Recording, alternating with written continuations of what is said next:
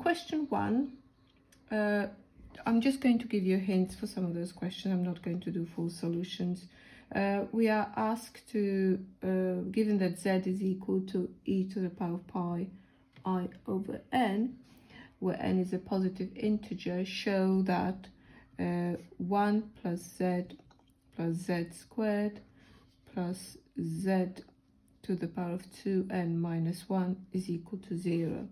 So clearly this is the sum of geometric progression with a equals 1, r equal to z, and how many terms?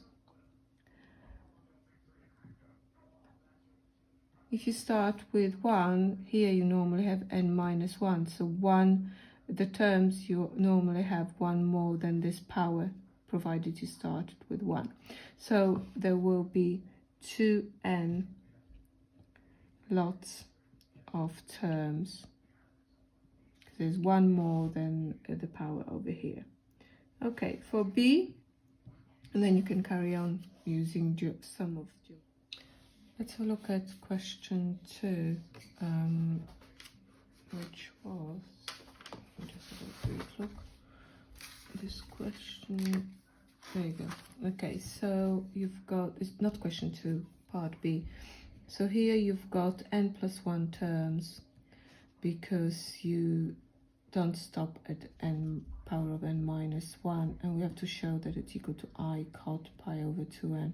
So I'm just going to really give you some hints. First of all, replace it with the sum of the series. So you're going to get 1 and then 1 minus z to the power of n plus 1 over 1 minus z.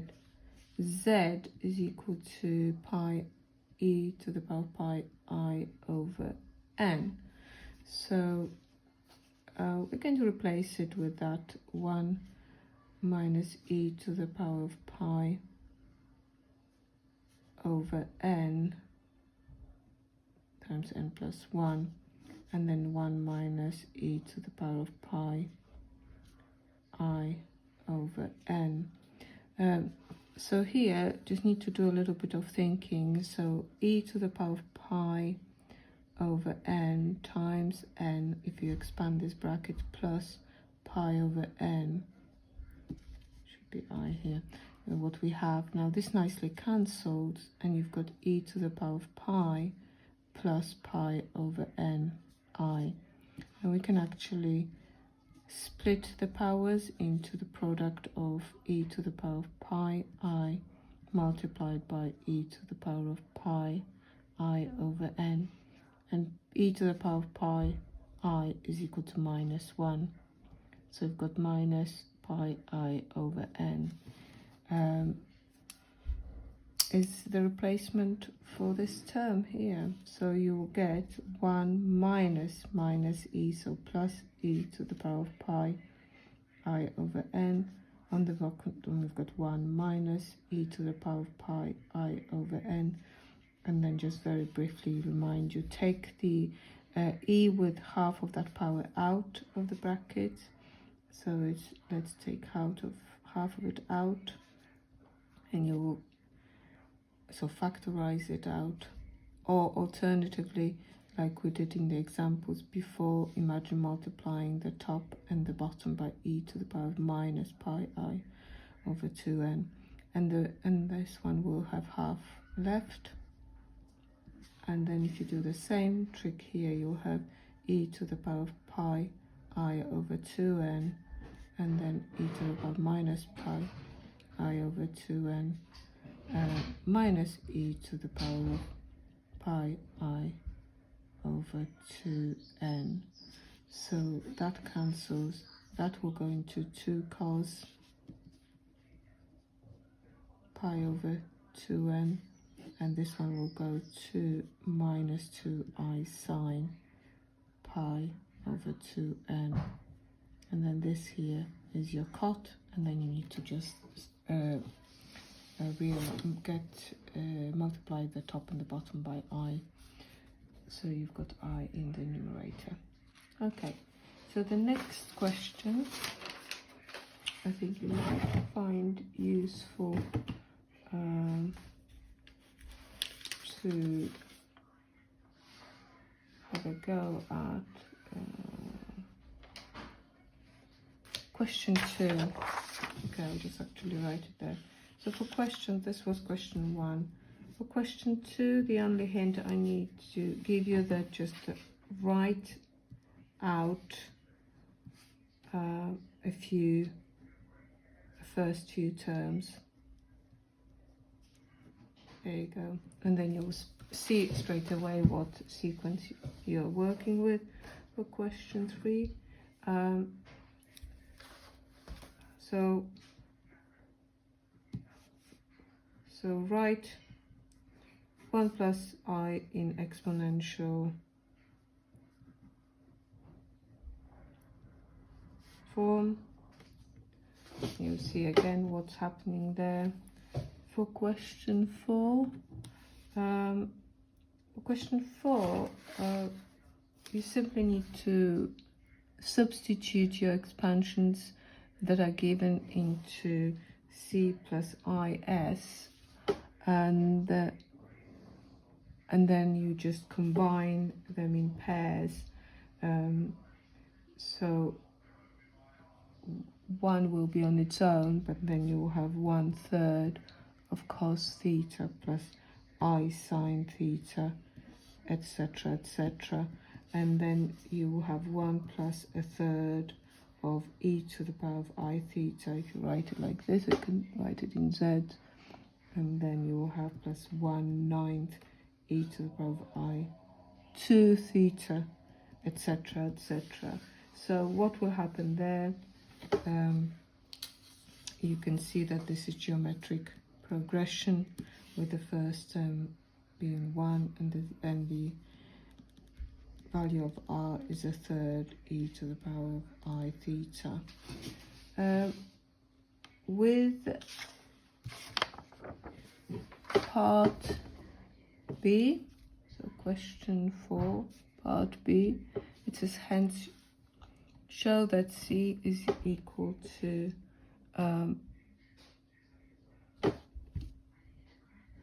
9 minus 3 cos theta and 10 minus 6 cos theta, and also find S. So from the previous part, you've got C plus IS is equal to 3/3 minus e to the power of I theta. So what you need to do here, you've got to express it in such a way that you don't have imaginary part in the denominator. So multiplying this expression by e to the power of minus I theta over 2, or factorizing half of this e with half of this angle, will not work, because you do have different amounts of constants over here. So you've got 3 and you've got 1. So you need to multiply it by the complex conjugate. So we need complex conjugate of 3 minus e to the power of I theta. So we talked about it before. So if you've got 3 minus, let's just write it in trigonometric form. This is 3 minus cos theta minus I sine theta. This is the real part and this is imaginary part. So remember, in the complex conjugate, the only part that changes, so I'll just write it with a star so we know we are doing conjugate. It's going to be 3 minus cos theta plus I sine theta. So if we write it again with those minus in front, you've got cos theta minus I sine theta, which gives us 3 minus, and this is simply your conjugate of that number that we had. So cos minus theta plus I sine minus theta. So it's 3 minus e to the power minus I theta. Now you do not need to go through the whole process, as long as you remember that if you've got a complex number written like this. If it's constant minus e with the I theta, then its conjugate is going to be 3 minus e minus I theta. So the only thing that changed is the argument. It changed to minus theta. There you go. So this is really useful technique. They like those questions in the exam papers. So then you're going to, once you've multiplied the top and the bottom by the complex conjugates, you will have to just tidy it up, express it in trigonometric form, and then compare the real part with the real part and that will be a C, and the imaginary part, so your S with imaginary part on the right hand side. So question 6, I'll just quickly have a little talk about question 6. You should recognize from the symbols there that it has something to do with the binomial expansion.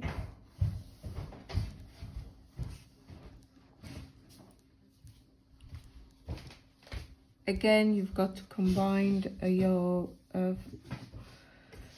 C plus IS first of all, and you'll notice that you will have 1 plus and choose 1, and it will be your cos theta plus I sine theta, and then you will have plus and choose 2 cos theta plus 2 theta plus I sine 2 theta, etc., etc. So writing it this way, if I chose trigonometric, because they started with trig equivalence of complex numbers, you need to, it's another thing you need to remember, do not straight away write it as z squared. First of all, write it as cos theta plus I sine theta to the power of 2, and then maybe write one more term. It's really important, they can be quite picky. So you've got 1 plus, you may choose to go for exponential form, that's what I might do. So it's e to the power of I theta plus n choose 2 e to the power of I 2 theta, and then etc., etc., all the way to n choose n e to the power of I n theta. It's a simple binomial expansion of 1 plus e to the power of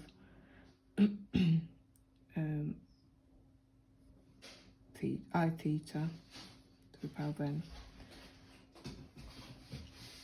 Okay, and then you've got the trick of factorizing out the half of that, e to the half of that power.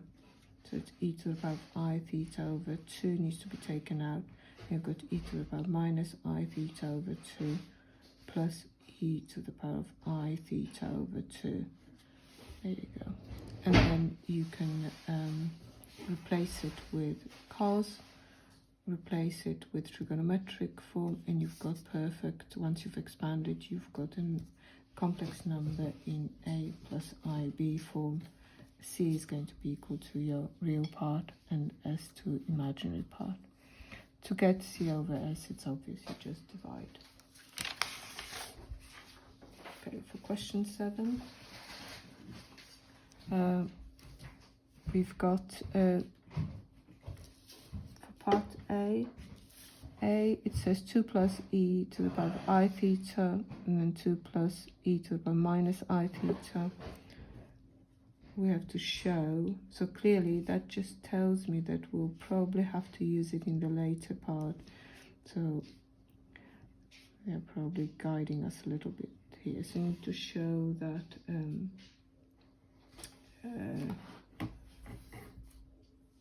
so note these are conjugate pairs. So if you just simply multiply it out, you'll have 4 plus 2, and then you'll have 2 of each of those, and then you have plus 1.